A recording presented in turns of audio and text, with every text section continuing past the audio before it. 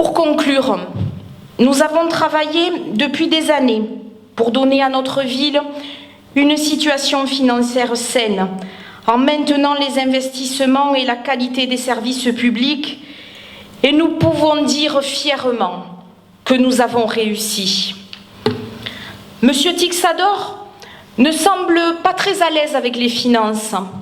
Pour son information, la taxe des ordures ménagères n'a pas augmenté depuis 2003. L'endettement par habitant de la ville est dans la strate nationale.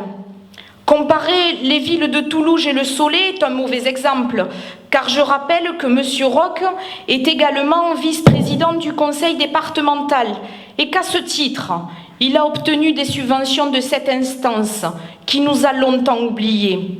De plus, les recettes de cette ville sont supérieures à celles du Soleil, car ils ont des bases fiscales supérieures aux nôtres. Nous avons entrepris depuis longtemps une politique de maîtrise des dépenses publiques que nous allons poursuivre. C'est cette gestion équitable et durable qui a permis d'offrir au Soleil un rayonnement singulier qui fait qu'aujourd'hui, notre ville compte pour l'avenir du territoire. Mon honnêteté, ma droiture, mon expérience de maire, ma maîtrise et ma connaissance des dossiers font que mon programme est un engagement réfléchi et réaliste. Mes adversaires m'accusent de faire de grandes promesses, de vendre des projets irréalisables et de belles images.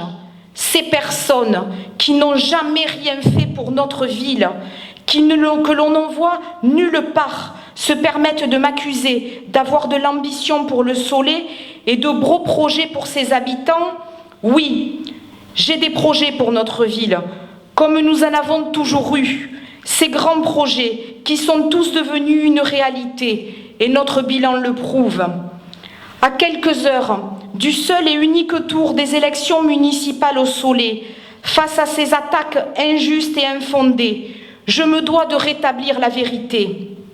Je m'étonne des positions de Michel Tixador, qui est toujours adjoint au conseil municipal, qui a toujours ses délégations, qui touche son indemnité tous les mois et qui a voté en faveur de l'ensemble des projets communaux qu'il critique aujourd'hui.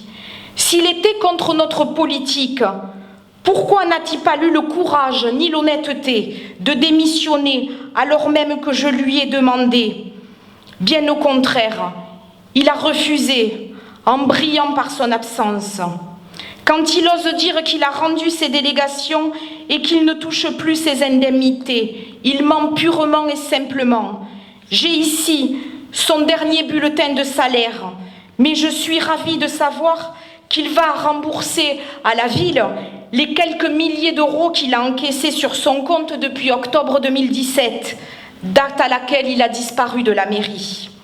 Alors je vous le redis ce soir, et je le dis aux membres de la liste arc-en-ciel, je n'ai pas l'intention d'être un maire étriqué, sans vision et sans ambition pour le Soleil.